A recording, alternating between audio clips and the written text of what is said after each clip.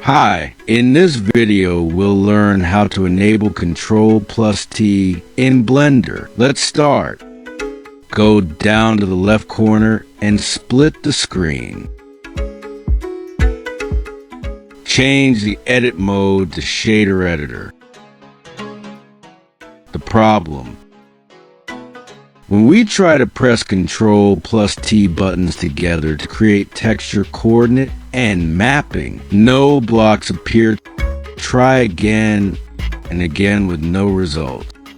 The solution: go to Edit menu, go down and select Preferences.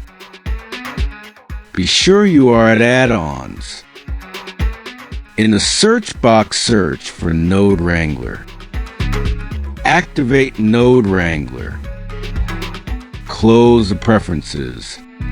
Go to the shader editor screen. Press Ctrl T buttons together. It's working. Please subscribe, like, and share. Thanks for watching. Goodbye.